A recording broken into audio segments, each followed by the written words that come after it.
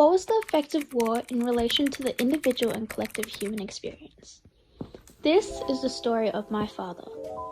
My father was born 1975 in the province of Tao, which is south of Saigon. Saigon now being known as Ho Chi Minh City, a major city of Vietnam. During this time, the Vietnam War has just ended. The war between the North and the South, fighting for communist or democratic rule. Being from the South, we follow the democratic side, which was supported by American and Australian soldiers. The communist side was supported by China and Russia. After 20 years of battle, the war finally ended in 1975, in which the North won, marking the fall of Saigon. During living in Vietnam, my grandfather was a well-respected principal of a high school, and my grandmother ran a convenience store. Before the end of the war, they were living in a 2-story house by the coast.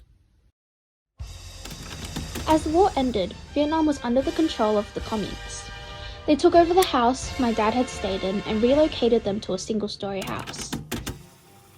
The schooling system was heavily impacted by the Communist Party, secularizing and nationalizing institutions, changing old systems that aligned and taught democratic values, religious influence, and privatized institutions.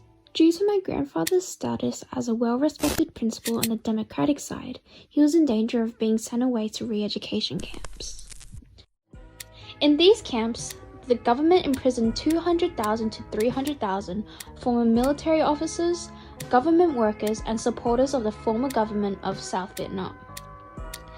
These camps were seen as both a means of revenge, repression, and indoctrination.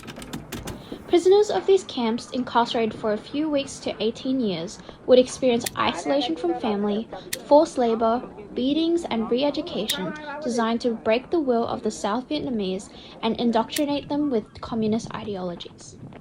2 million people sought to escape South Vietnam after the communist victory, marking the refugee crisis. In 1980, when my father was 5 years old and his mum was pregnant with her 4th child, they decided to seek refuge in another country. My grandfather had obtained a boat through his connections as he was well respected in the province, and the family had sold many of their belongings. There was about 50 to 60 people on a fishing boat, which would normally fit 15 people. The people on the boat in which were mostly family members. They were on open water for 6 days, in which my dad can remember experienced waves up to 20 meters tall. On the 6th day at sea, his family had come across a Japanese shipping vessel, which then guided them to Indonesia. They spent almost 3 months in an Indonesian refugee camp where adults had worked and children learned and played, before obtaining a visa to Australia.